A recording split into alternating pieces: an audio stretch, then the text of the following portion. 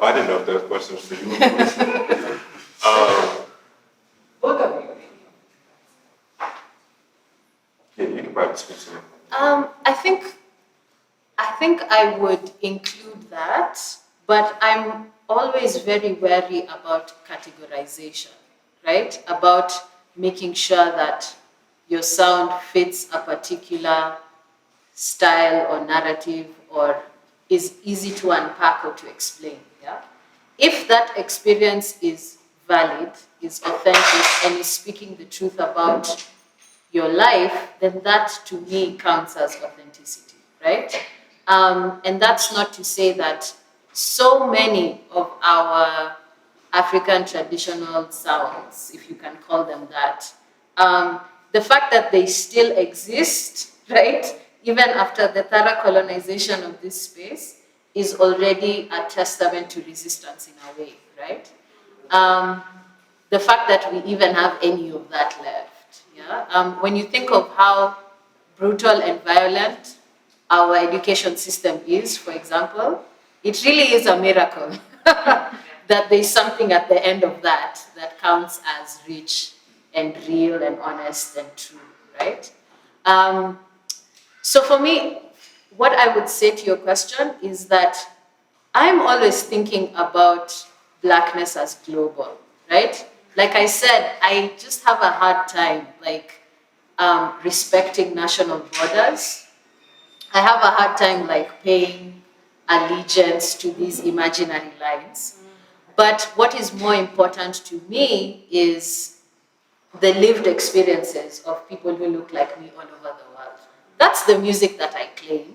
That's the history that I claim. I consider that as part of my story, you know?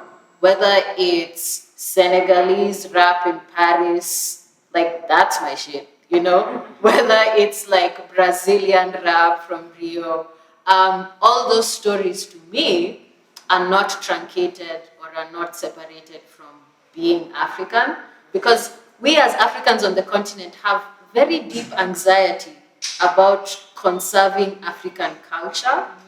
We are very anxious and kind of neurotic about that, yeah? We react very negatively to these influences, right, that are coming to adulterate our culture. But the weird thing is that we don't police it that much when it comes to whiteness. We are okay with whiteness, but when it comes to now you're sounding like you're from New York, now that's a problem, you know? Now you're sounding like you're from Harlem, that's a problem. But the rest of our entire city is just open door policy, you know? Marcus, I don't know what you think about that. Well, I wanted to also reference the comment before that, and I think that's a very big point, is the authenticity that you were just talking about too.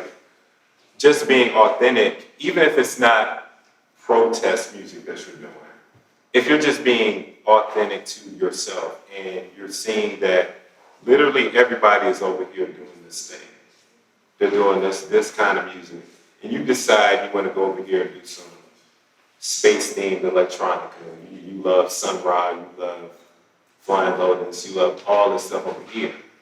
That's also another form of protest, because you also have all of these forces telling you to be this one thing, telling you gotta be this. So even, like you said, Bobby Wine, it's yeah, he's talking about love. That is radical too.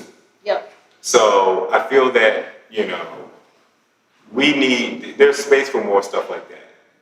And you don't necessarily have to sit down and say, I'm gonna write a protest track. If you're just super authentic and you decide you know what?